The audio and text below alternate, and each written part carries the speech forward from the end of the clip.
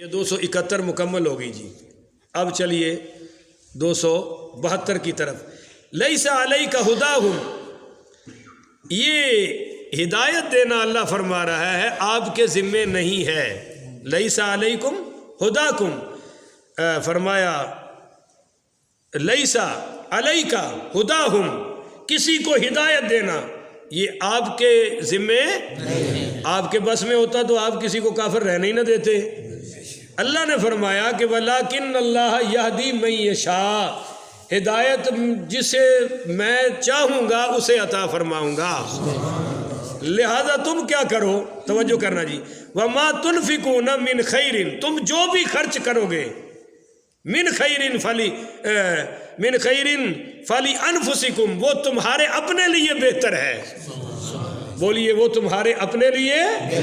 اب بظاہر آپ کو بات سمجھ نہیں آئی کہ اللہ فرما رہا ہے ہدایت دینا آپ کا کام ہے، ہدایت اسے ملے گی جسے میں دینا چاہوں گا. اور ساتھ ہی فرمایا وما تنفقوا، جو بھی تم خرچ کرو گے، من خیر فلی انفسکم، یہ تمہارے اپنے لیے بہتر ہے. یہ کیوں آئی آیت؟ اس کا شان نزول سمجھیے. صحابہ کرام یہودیوں کی مدد کر دیتے تھے، عیسائیوں کی بھی مدد مالی طور پہ، اور کچھ مشرکین کو بھی دے دیتے تھے. پھر جب مسلمان بڑھ گئے تو حضور پاک نے منع فرمایا. آپ نے فرمایا بھئی تم مسلمانوں کو دو، جو غریب مسلمان ہیں ان کو صدقہ خیرات دو. تو اس پر یہ قرآن کی آیت اتری کہ میرے محبوب ہدایت تو میں نے دینی ہے. رہی بات سخاوت کی تو یہ آپ جس کو بھی دیں گے اپنا ہی بھلا ہوگا، جس کو بھی دیں گے تو اپنا ہی. تو حضور پاک صلی اللہ علیہ وسلم نے فرمایا بھئی سب کو دو، غیر مسلموں کو بھی. ہاں زکوٰۃ آپ نہیں دے سکتے، بولیے زکوٰۃ آپ ان کو، اور بہتر ہے کہ صدقۃ الفطر بھی نہ دیں. جو چیزیں واجب ہیں وہ تو مسلمانوں کو پہنچائیں، پر اگر ویسے آپ خیرات کرنا چاہیں، ویسے صدقات دینا چاہیں تو آپ غیر مسلموں کو بھی دے سکتے ہیں، اس میں کوئی حرج کی بات ہے. تو جو کچھ صحابہ مالدار مدد کرتے تھے ان کی، غریبوں کی، کافروں کی، اور پھر مدد بند کر دی کہ یہ مسلمان تو ہوتے نہیں، ہم ان کی مدد کیوں کریں. تو اس پر یہ آیت اتری کہ ہدایت دینا تمہارا کام نہیں ہے، ہدایت دینا میرا کام ہے. اور تم جو جس کو دے رہے ہو اس میں اس کو نہ دیکھو، تمہارا اپنا بھلا ہے. بولو تمہارا اپنا بھلا ہے. آگے پھر آ رہی ہے وما تنفقون، تم نہیں خرچ کرتے، تم نہیں خرچ کرتے بندے کے لیے، برادری کے لیے، دکھاوے کے لیے، الا ابتغاء وجہ اللہ، تم تو اللہ کے چہرے کے لیے خرچ کرتے ہو. یعنی مقصد تمہارا کیا ہے؟ اللہ کی. وما تنفقوا من خیر یوفی الیکم، توجہ سے یہ سمجھیے گا. اللہ تعالیٰ نے فرمایا کہ وما تنفقوا، تم نہیں خرچ کرتے، جو بھی وما تنفقوا من خیر، جو بھی تم خرچ کرو گے، یوفی الیکم، میں تمہیں پورا پورا بدلہ دوں گا. بولیے پورا پورا بدلہ دوں گا. اور میں تمہیں بدلہ دینے میں وَلَا وَأَنْتُمْ لَا تُظْلَمُونَ، کوئی تم پر ظلم ہے، اجر بھی پورا دوں گا اور بولیے بدلہ بھی پورا دوں گا. تم کافر کو دو، مسلمان کو دو، جس کو بھی دو، میں تمہیں بدلہ عطا فرماؤں گا. آگے آ رہا ہے جی، اللہ آگے پھر بتا رہا ہے کہ زیادہ دینا کن کو ہے.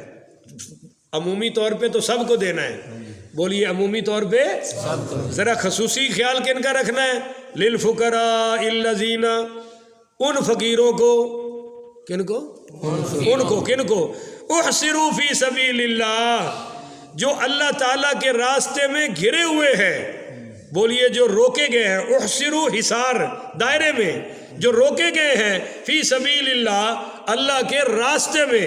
بولیے اللہ کے راستے. لا یستطیعون، وہ طاقت نہیں رکھتے، دربن فی الارض، کہ زمین پر چل پھر سکے، کاروبار کرے، آنا جانا، اس کی وہ طاقت نہیں رکھتے. وہ اپنے آپ کو قید کر کے بیٹھے ہیں کہ ہم نے دین کا کام کرنا ہے. بولیے ہم نے دین کا کام. صاف ظاہر ہے کہ وہ تجارت کرے، کاروبار کرے، خرید و فروخت کرے تو دین کا کام نہیں کر سکتے. اور اگر وہ دین کا کام کر رہے ہیں، اس میں پہلی جماعت تو اصحاب صفہ ہے. بولیے اصحاب صفہ. اصحاب صفہ کو اتنی بھوک نے ستایا کہ نماز پڑھتے پڑھتے گر پڑتے تھے. ان کے بارے میں اللہ نے یہ آیت اتاری کہ یہ اپنے آپ کو دین کے لیے وقف کر بیٹھے ہیں، تو تمہارا کام ہے ان کی مدد کرو. تمہارا کام ہے کہ ان کی مدد کرو۔ آج کے دور میں اگر آپ نے دیکھا نہ ہو کہ کون ہے وہ لوگ جو محصور ہو کے بیٹھے ہیں صرف دین کا کام کر رہے ہیں، تو الحمدللہ وہ مدارس کے طلباء ہیں۔ سبحان اللہ، بولیے مدارس کے طلباء، اور ان کو پڑھانے والے علماء ہیں، اور وہ علماء جو درس قرآن و حدیث پر کام کر رہے ہیں۔ اگر یہ کام چھوڑ کر اپنی مال کی کمائی کے لیے باہر نکلے تو پھر ہمیں دینی کام اتنا مل سکتا نہیں۔ تو اللہ کہتا ہے یہ محصور ہوئے بیٹھے ہیں، تم ان کی مدد کرو۔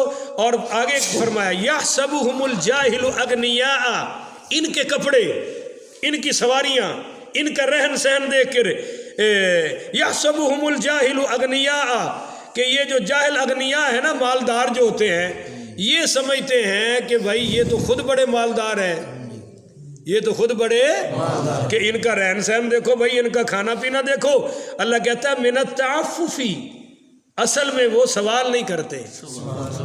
بولیے اصل میں وہ سوال ہے، اور سوالیوں جیسی حالت بھی مطلب تو جو میری قمیض پھاٹی ہوئے تھے انشاءاللہ کل جوڑا آئی جائے گا، نہیں سمجھے ہو؟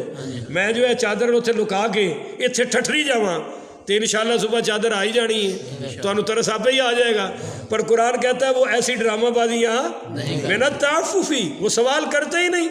تعرفہم بسیماہم، فرمایا کہ وہ تو اگر ان کو پہچانے گا بسیماہم، تو ان کی علامتوں کے ساتھ، بولیے ان کی یعنی ظاہری حالت تو وہ فقیروں والی نہیں بنائے بیٹھے، پر اے مالدار، اے غنی، اے خرچ کرنے والے، ان کی عادتوں سے ان کو پہچان کے ان کو کیا ضرورت ہے، کیونکہ انہوں نے سوال کرنا نہیں، اور انہوں نے کوئی فقیرانہ حالت بھی بنا کے بیٹھنی نہیں، پر جب وہ بیٹھے ہوئے ہیں کاروبار نہیں کر رہے تو جو ضروریات تمہاری ہیں وہ ان کی بھی، تو فرمایا غنی کو چاہیے کہ ان کو تلاش کرے، اور ساتھ آگے فرمایا لا یسألون الناس، وہ لوگوں سے سوال نہیں کرتے الہافن، چمٹ کر، الہافن، بعض لوگ پیچھے پڑ جاتے ہیں نا، عالم اگر سوال بھی کرے گا تو توجہ دلائے گا، ترغیب دلائے گا، مگر چمٹے گا نہیں۔ یہ نہیں ہوگا کہ جہاں مطلب دروازے کھڑکا کے جی اور دیو کچھ گھل بھی چھڑو،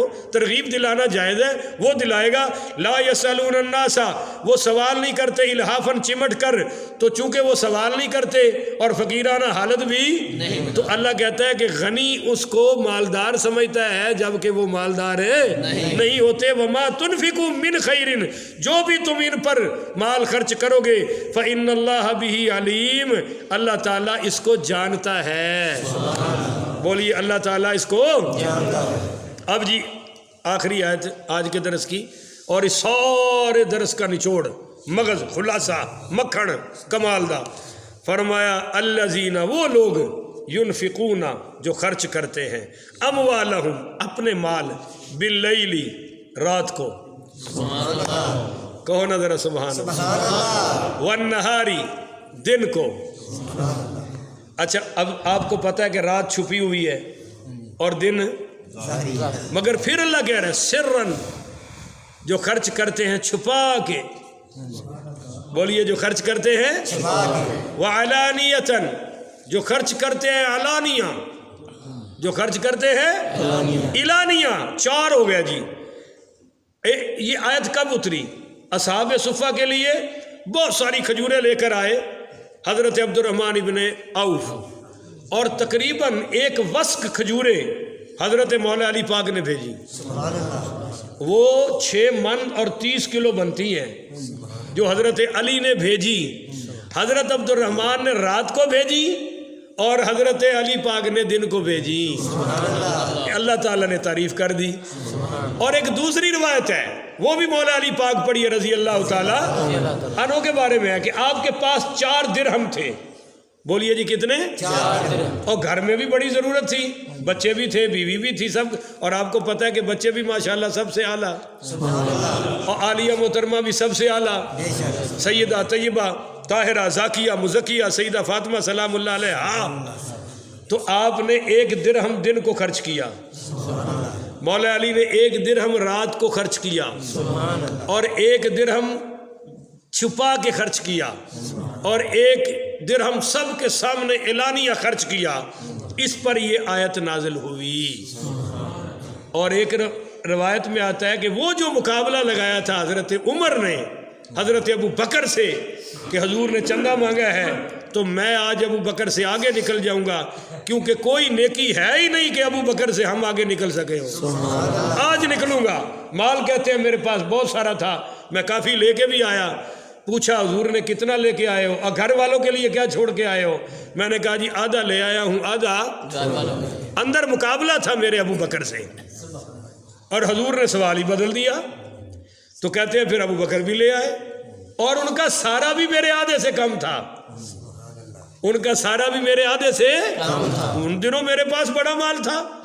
تو مگر سرکار نے جو سوال کیا وہ عجیب تھا۔ آپ نے فرمایا ابو بکر گھر کیا چھوڑ کے آئے ہو؟ انہوں نے کہا جی میں گھر اللہ اور اس کے رسول کو چھوڑ آیا ہوں۔ تو پھر عمر کہتے ہیں ابو بکر ہم تجھ سے کبھی آگے نہیں نکل سکتے، آج مجھے یقین ہو گیا کہ نیکی کے کسی کام میں ہم آپ سے آگے نہیں نکل سکتے۔ ہائے ہائے ہائے، وہ حضور حضرت اماں عائشہ صدیقہ کی گود مبارک میں سر رکھ کے سو رہے ہیں، ٹھیک ہے، اور نماز کا ٹائم ہو گیا ہے اور نماز جا رہی ہے۔ صحابہ کہتے ہیں جی وقت تھوڑا ہے، اماں عائشہ سے کہیں حضور کو اٹھائیں، اور اماں عائشہ اٹھا نہیں رہی ہیں سبحان اللہ کہ حضور سوئے ہوئے ہیں۔ تو حضرت ابو بکر تو پھر باپ تھے، آ کر نا یہ چوکا یہاں مارا حضرت عائشہ کے زور سے، تجھے نہیں پتا جماعت کا ٹائم جا رہا ہے اور تو حضور کو اٹھا نہیں رہی؟ تو حضرت عائشہ نے اٹھایا تو پھر بھی نہیں، پر آہ نکل گئی۔ وہ جو کمر میں مارا، بیٹی تھی نا، ایسے مارا زور سے مکے کے طور پر، آہ نکلی۔ تو حضور صلی اللہ علیہ وسلم اٹھ پڑے تو فرمایا عائشہ کیا ہوا؟ کہا جی وہ میرے بابا نے مجھے مارا ہے کہ میں آپ کو اٹھا نہیں رہی، اور وقت جا رہا ہے نماز کا اور پانی کوئی نہیں، تو کیا بنے گا، وضو کیسے کریں گے؟ اسی وقت اللہ نے تیمم کی آیتیں نازل فرما دی۔ تو صحابہ کہنے لگے اے ابو بکر یہ تو تیری بیٹی کا احسان ہے پوری امت پر کہ آج تیمم مل گیا، اور یہ کو تیرا پہلا احسان نہیں ہے، تیرے اور بھی بڑے احسان ہیں اسلام پر، کہو نا سبحان اللہ۔ یہ ہے ابو بکر صدیق، اور یہ ہے ان کا گھرانہ کہ اماں عائشہ کی وجہ سے تیمم کی آیتوں کا نزول ہو رہا ہے۔ اللہ اکبر کبیرہ۔ تو جب یہ حضرت ابو بکر کے بارے میں آتا ہے کہ انہوں نے ایک درہم رات کو خرچ کیا، ایک دن کو کیا، ایک چھپا کے کیا، ایک ظاہر کیا، تب یہ آیت نازل ہوئی۔ اب آپ پورے معاشرے کو اس میں لے لیں نا، کچھ رات والے ہیں خرچ میں، کچھ دن والے ہیں، کچھ چھپا کے والے ہیں، اور کچھ دکھا کے والے ہیں۔ تو آج کے بعد ہم کسی پہ اعتراض ہے؟ بولیے نا ذرا، سارے بولیں، ہم کسی کی نیت پہ حملہ، کیونکہ اللہ نے سب کا ذکر کر کے آگے رزلٹ دیا ہے۔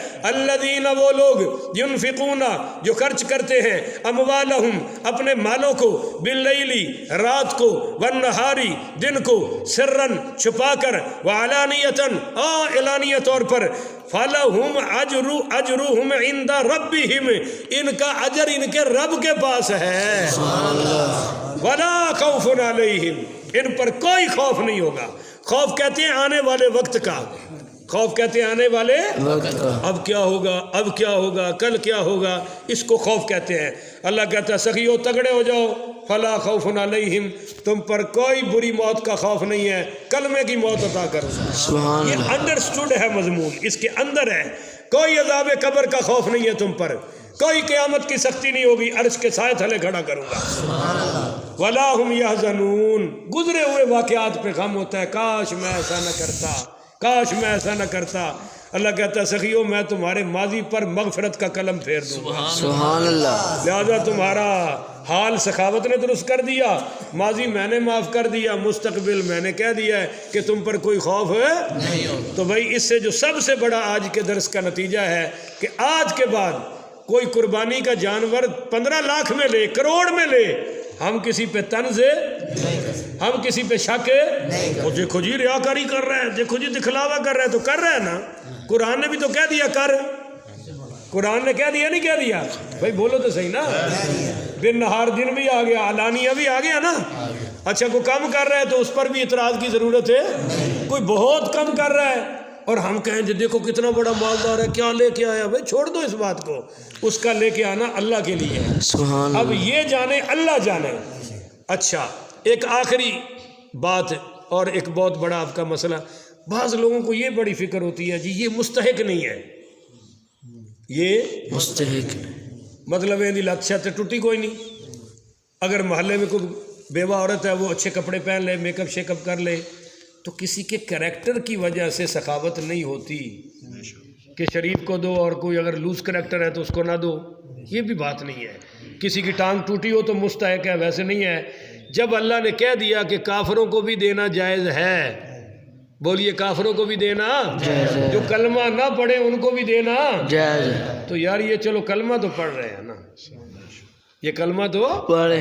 ہاں. اگر آپ کو پتہ چل جائے کہ ایک بندہ مستحق بھی نہیں اور وہ سیونگ کر رہا ہے, یعنی کاروبار کر رہا ہے, جس طرح یہ عام بھکاری ہوتے ہیں پیشہ ور, تو ان کو دینا جائز ہے. ان کے بجائے ان کو دیا جائے جو مستحق ہیں. اگر پتہ چل جائے کہ یہ کاروباری ہے تو پھر ان کو دینا جائز ہے نہیں. مگر ایک عام سائل آیا ہوا ہے اور وہ ضرورت مند ہے, اور آپ کہتے ہیں نہیں جی اس کا تو مکان بڑا حال ہے, اس کے تو گھر میں 10 جوڑے پڑے ہیں کپڑوں کے اور فلاں چیز ہیں, اس کو کیوں دیں, اس کو تو لگتا ہی نہیں. نہیں لگ کافر کو بھی جاتا ہے, کیونکہ ہم نے اگلے بندے کو دے کے نہیں دینا, اس کے کردار کے لیے نہیں دینا, ہم نے تو پروردگار کے لیے دینا ہے. بولیے ہم نے کس کے لیے دینا جی؟ اس پر وہ حدیث آپ کو مزہ دے گی انشاءاللہ ساری رات کہ نبی پاک صلی اللہ علیہ وسلم نے فرمایا جو رشتہ دار تم سے برا سلوک کرتا ہو اور جو تم سے گردن پھیر کے رکھتا ہو اس کو دینا سب سے اعلیٰ ہے. سبحان اللہ. ہائے ہائے ہائے. بولیے اس کو دینا سب سے اعلیٰ, سب سے اعلیٰ ہے, کیونکہ اس پہ ذرا نفس کو رگڑا بھی اچھا لگتا ہے, نفس کو رگڑا بھی اچھا لگتا ہے. اللہ تعالیٰ سے دعا ہے اللہ مجھے اور آپ کو عمل کی توفیق عطا فرمائے. آخر وداعنا